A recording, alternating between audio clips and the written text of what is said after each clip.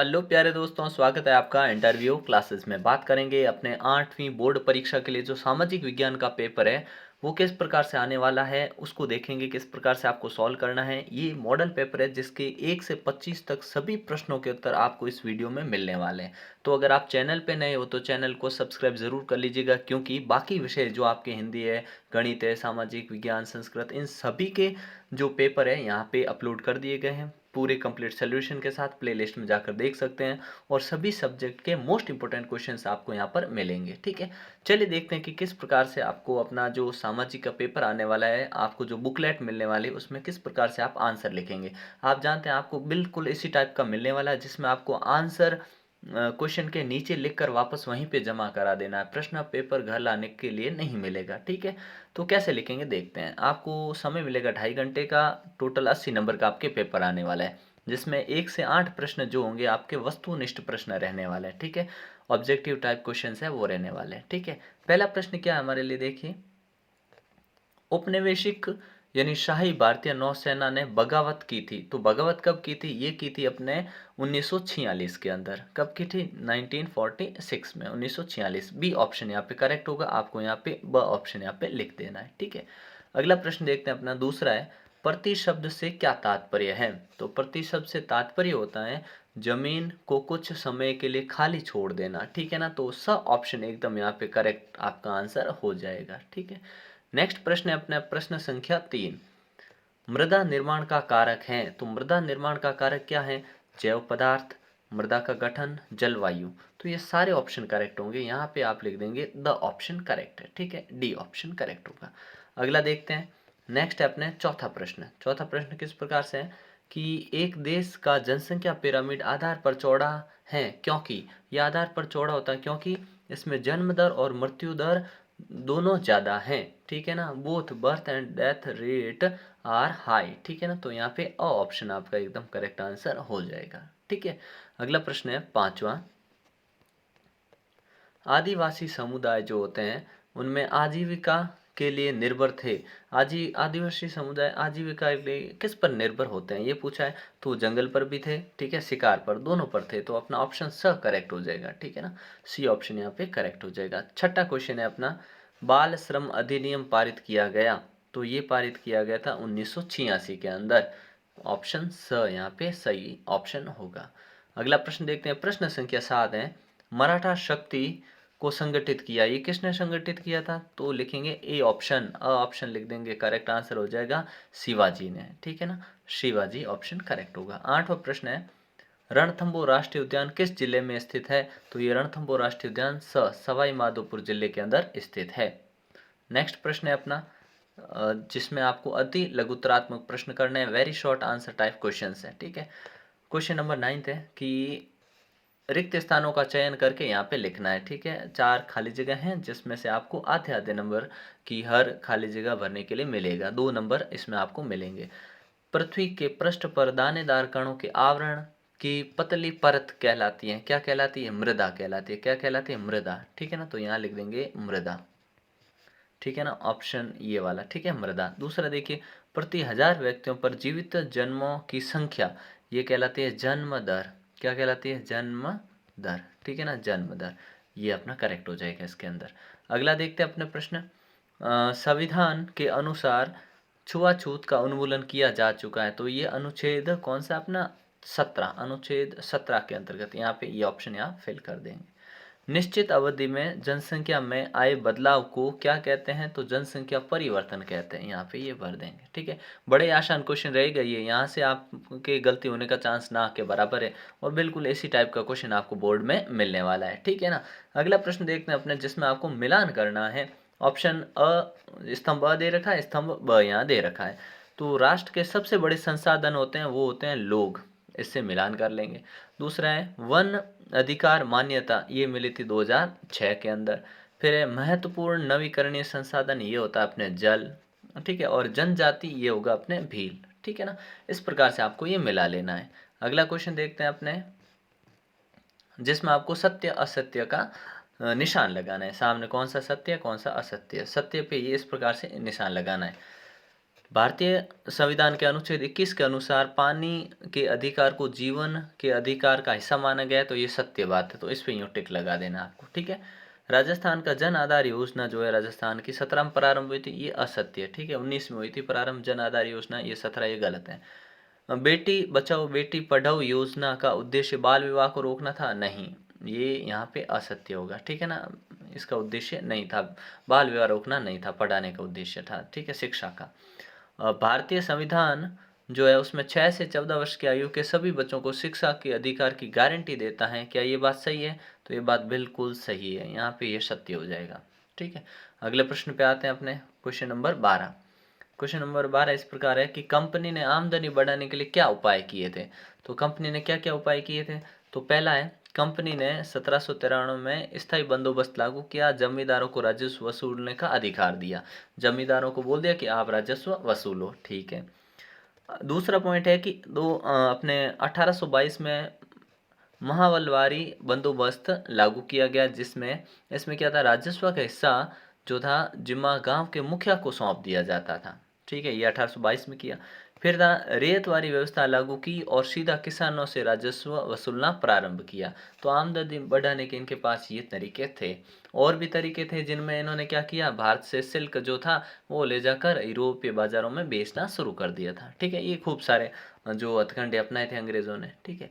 फिर अपना प्लासी का युद्ध है उसके बारे में वर्णन करना है, तो 4 नंबर का ये क्वेश्चन है, ठीक है। तो किस प्रकार से लिखेंगे, बंगाल, आप जानते हो कि प्लासी का जो युद्ध है वो बंगाल के नवाब सिराजुद्दौला और कंपनी ईस्ट इंडिया कंपनी थी, उनमें ताकत को दिखाने के लिए हुआ था, ठीक है। दोनों अपने आप को दिखाना चाहते थे। तो पूरा किस प्रकार से लिखेंगे कि कंपनी को बंगाल के नवाब सिराजुद्दौला की ताकत से भय था, दूसरी ओर नवाब चाहते थे कि कंपनी उनके राजनीतिक मामलों में हस्तक्षेप नहीं करे, किलेबंदी रोके, बाकायदा राजस्व चुकाए गए। असहमति होने पर जब सहमति नहीं हुई तो नवाब ने अंग्रेजी फैक्ट्री पर हमला करके अफसरों को गिरफ्तार कर लिया, गोदाम पर ताला डाल दिया, अंग्रेजों के हथियार छीन लिए और अंग्रेजी जहाज़ों को कब्जे में ले लिया।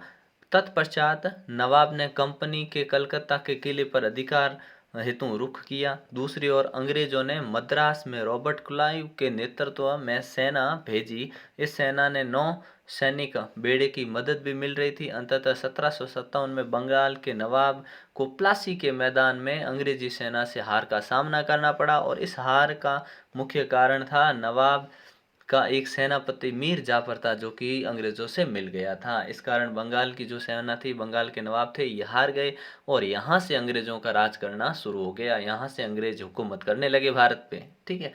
अगला सवाल हमसे पूछा गया है कि वर्नाकुलर शब्द को परिभाषित कीजिए। तो वर्नाकुलर शब्द आम तौर पर मानक भाषा से लिया गया स्थानीय भाषा या बोली के लिए इस्तेमाल किए जाने वाला शब्द है। भारत में औपनिवेशिक देशों में अंग्रेज रोजमर्रा इस्तेमाल में स्थानीय भाषाओं और साम्राज्यवादी शासकों की भाषा के बीच में फर्क को चिन्हित करने के लिए इस शब्द का इस्तेमाल करते थे, ठीक है। ये आंसर लिख देंगे। अगला क्वेश्चन है 15वां। 14वें के ख में देखिए क्या है, क्योंकि यहाँ से 4 नंबर का क्वेश्चन है। तो पूछा है कि अपने भारत के प्रसिद्ध 4 समाज सुधारकों के नाम बताने जिन्होंने महिलाओं की स्थिति सुधारने के लिए प्रयास किए थे। तो देखिए, महिलाओं की स्थिति सुधारने तो प्रयास करने वाले जो प्रसिद्ध 4 सुधारक थे, समाज सुधारक, उनमें राजा राम मोहन राय, दयानंद सरस्वती, ज्योतिराव फूले और पंडिता रमाबाई, ठीक है ना। तो ये जो थे 4 समाज सुधारक हैं जिन्होंने महिलाओं की स्थिति सुधारने के लिए काम किया था, ठीक है। अगला प्रश्न देखते हैं अपना,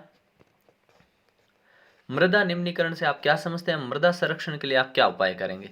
तो मृदा निम्नीकरण का मतलब होता है कि मृदा की उपजाऊ क्षमता में कमी आना, ठीक है। अन्य शब्दों में कह सकते हैं कि मृदा जो है उसकी गुणवत्ता में भौतिक, रासायनिक और जैविक रूप से गिरावट आने को मृदा का निम्नीकरण कहते हैं। मृदा के निम्नीकरण में सहायक कारक, क्या मृदा खत्म कैसे हो रही, निम्नीकरण वनोन्मूलन होना, ठीक है, पेड़ों को काटना, अतिचारण, जानवर ज्यादा चराना, रासायनिक उर्वरकों का उपयोग, कीटनाशकों का उपयोग करना और वर्षा दोहन होना, भूस्खलन होना और बाढ़ आना, इन कारणों से होता है। और इनके लिए मृदा संरक्षण के लिए उपाय क्या कर सकते हैं हम।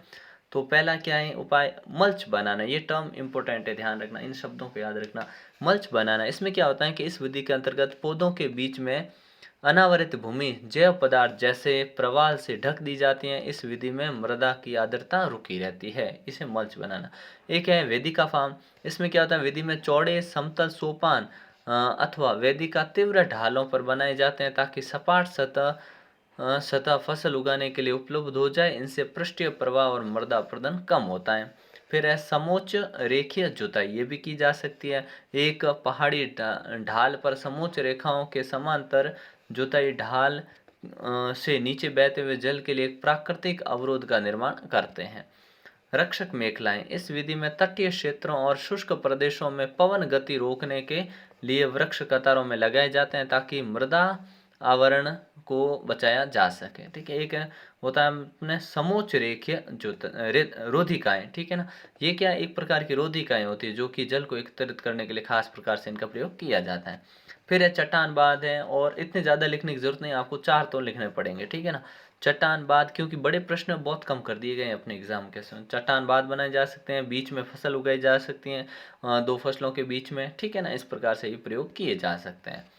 फिर अगला है नवीकरणीय संसाधन से आप क्या समझते हैं, उदाहरण सहित समझाइए। तो आंसर देखिए अपना। नवीकरणीय संसाधन वे संसाधन है जो शीघ्रता से नवीकृत अथवा पुनः पूरित किए जा सकते हैं। इनमें कुछ असीमित और उन पर मानवीय क्रियाओं का प्रभाव नहीं होता है। ठीक है। सौर ऊर्जा, पवन ऊर्जा, आदमी कुछ भी करे, सौर ऊर्जा, पवन ऊर्जा, ये क्या है, नवीकरणीय संसाधन, ये उनसे खत्म नहीं हो सकते। लेकिन फिर भी कुछ नवीकरण संसाधन जैसे जल, मृदा, वन, लापरवाही से उपयोग करने पर इनके भंडार प्रभावित किए जा सकते हैं। जल असीमित नवीकरणीय संसाधन प्रतीत होता है, फिर भी जल की कमी और प्राकृतिक स्रोतों का सूखना आज विश्व के बहुत बड़े समस्या उभर के आ रहे हैं विश्व में। ठीक है। फिर अपने को एक मानचित्र 100% आना तय है, आप जानते हो। ठीक है। इनमें अपने को 5 जगह यहाँ दे रखे, 4 आपको मैप के अंदर भरनी है। तो यहाँ 5 भरी हुई देख लीजिए। हनुमानगढ़ सबसे ऊपर, यहाँ पे अपने को हनुमानगढ़ दिखा देना। ये पूरा क्षेत्र जो है ये अपना बीकानेर है, ये जैसलमेर है। ठीक है ना। मैं अब आपको भी पुराना मिलेगा, अभी जिले कम हो रहे हैं, घट रहे हैं, उनका कोई फर्क नहीं पड़ेगा। ठीक है ना। और ये अपने यहाँ तक ये कोटा रहेगा, इसका ध्यान रखना। ठीक है। ये बांसवाड़ा है। ठीक है। तो इस प्रकार से आपको मैप में जो है एक बार पूरे मैप में अपने सभी जिलों को एक बार प्रैक्टिस जरूर कर लें। फिर है उद्योग का अर्थ बताते हुए विनिर्माण को समझाइए। तो देखिए विनिर्माण क्या होता है कि उद्योग का अर्थ है सभी आर्थिक गतिविधियों से हैं जो वस्तुओं के उत्पादन, खनिजों के निष्कर्षण, सेवाओं की व्यवस्था से संबंधित है, उसे हम उद्योग कहेंगे। इस प्रकार लोहे और इस्पात उद्योग वस्तुओं के उत्पादन से संबंधित है। कोयला खनन और जो उद्योग है कोयले को धरती से निकालने से संबंधित है। पर्यटन सेवा देने के संबंधित उद्योग हैं, ये उद्योग के हो गए। पूछा विनिर्माण क्या है, तो द्वितीयक क्रियाकलाप जो भी हो या विनिर्माण में कच्चे माल को लोगों के लिए अधिक मूल्य के उत्पाद के रूप में परिवर्तित किया जाता है। जैसे कि उदाहरण के तौर पे कह सकते हैं लुगदी कागज के रूप में और कागज अभ्यास पुस्तिका के रूप में।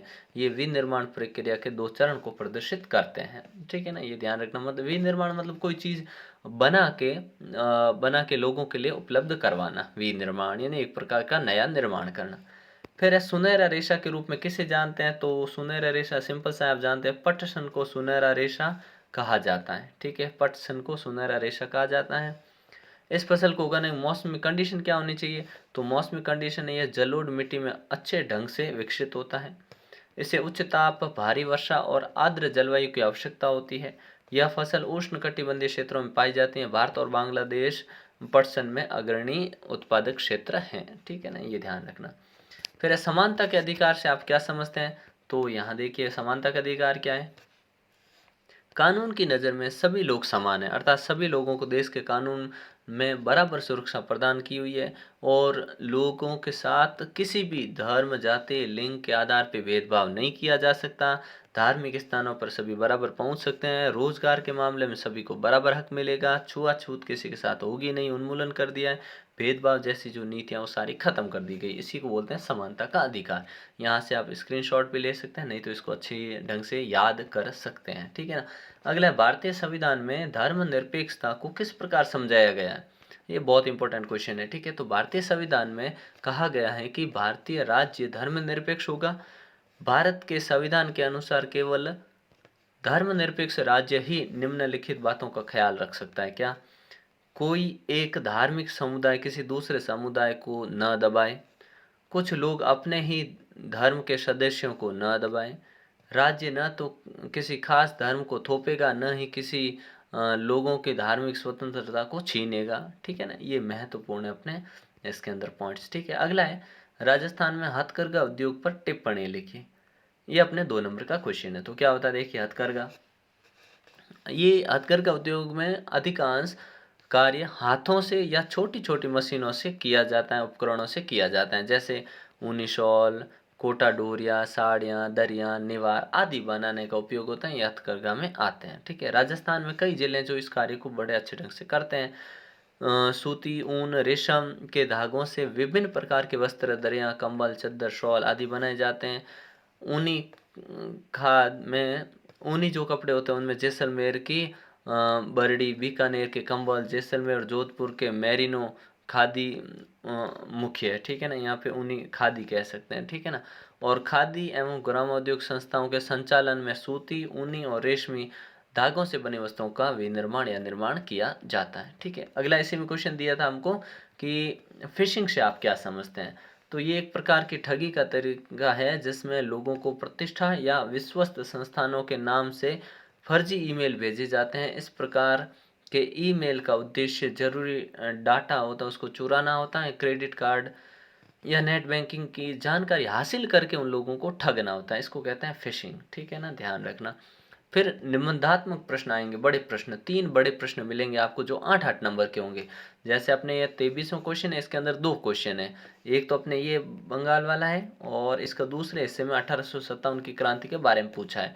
या तो आपको ये 2 करने हैं, नहीं तो इनके और में क्वेश्चन रहेंगे, उनमें भी 2 क्वेश्चन मिलेंगे।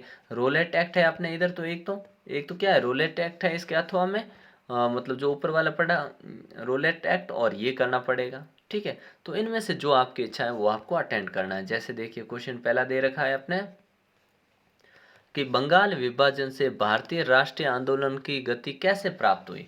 तो यहाँ से जो गति कैसे प्राप्त हुई, यहाँ से आप वीडियो को पॉज करके यहाँ पढ़ सकते हैं, नहीं तो आप आराम से इसको लिख सकते हैं। ठीक है, इसके अथवा में जो क्वेश्चन है वो इस प्रकार है। ठीक है, जिसमें 1857 की क्रांति के पश्चात भारतीय शासन प्रणाली में क्या क्या बदलाव हुए थे।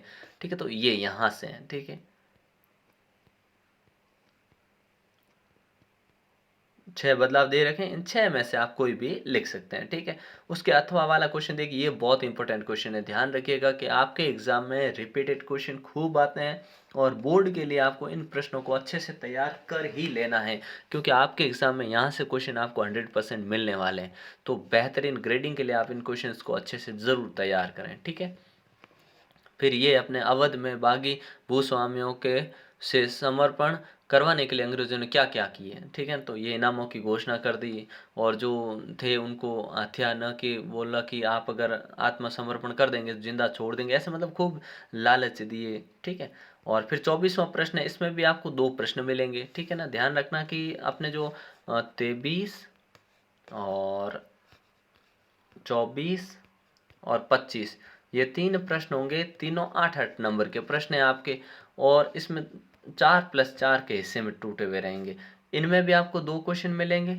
ठीक है, इसमें भी आपको 2 क्वेश्चन मिलेंगे, इसमें भी 2 क्वेश्चन मिलेंगे, इस प्रकार से है ये। तो ये 24वां है जिसमें भारत की अदालतों की संरचना पूछी, जिसमें 4 नंबर में अपने अदालतों की संरचना 3 स्तरीय है। निचली अदालत, उच्च न्यायालय जो बोला है, मतलब निचले स्तर के जो न्यायपालिका हैं उच्च है। फिर तीसरा सर्वोच्च न्यायालय। ठीक है, उसके बाद में जो दूसरा क्वेश्चन पूछा है वो पूछा है संसद में कानून बनाने की प्रक्रिया को समझाइए। तो यहाँ पर आपको कानून बनाने की जो प्रक्रिया यहाँ पे दे रखी है इसको आपको समझाना है। ठीक है, फिर अपने संसद कार्यपालिका को किस प्रकार नियंत्रित करते यहाँ से आपके लिए लिखा हुआ है। ठीक है, ये आप देख सकते हैं। फिर इसके बाद में स्वतंत्र न्यायपालिका की विशेषता समझाइए, यहाँ पे ये आपके लिए विशेषताएं, हालांकि इसके इंपॉर्टेंट क्वेश्चन सारे आपको मिल जाएंगे, तो आप सभी जो क्वेश्चंस हैं उनके लिए इस चैनल पे बने रहिए। जो आपके एग्जाम में बार बार आने वाले हैं उनको आपको अच्छे से तैयार कर लेना है। फिर 25वां प्रश्न रहेगा जिसमें आपके असफलता के मुख्य कारण लिखने हैं। ठीक है ना, क्योंकि राजा महाराजा ने खूब सहयोग किया, निर्धारित समय से पहले शुरू हो गई, सीमित स्थानों पर क्रांति हुई, विद्रोह अलग अलग हुआ। ठीक है, कुशल नेतृत्व की कमी थी, तालमेल का अभाव था। ठीक है, ये सारे कारण आप जानते हैं, इनको अच्छे से तैयार करना है। फिर है कि राजस्थान ने टिप्पणी लिखनी है। राजस्थानी चित्रकला पे लिख दीजिए, चित्रकला किस प्रकार की थी, और नगरीय प्रशासन कैसा था वो लिख सकते हैं। इसके अथवा में जो क्वेश्चन है वो दे रखा 1857 की क्रांति में प्रसार को समझाइए कि किस प्रकार से प्रसार हुई थी, कहाँ-कहाँ फैली थी। तो ये बहुत इंपॉर्टेंट क्वेश्चन है। नीमच में विद्रोह, नसीराबाद में, एरिनपुरा में, आहुआ में, कोटा में, ठीक है। नहीं तो आपको टिप्पणी लिखनी है फिर ग्राम पंचायत पे और राजस्थान की मूर्ति कला पर, ठीक है ना। तो इस प्रकार का आपका पेपर आने वाला है, ठीक है। जो भी क्वेश्चन है इन सबको अच्छे से प्रिपेयर करिए। कोई डाउट आता है तो आप कमेंट सेक्शन में लिख सकते हैं, ठीक है। मिलते हैं नेक्स्ट पार्ट में, तब तक के लिए जय हिंद, जय भारत।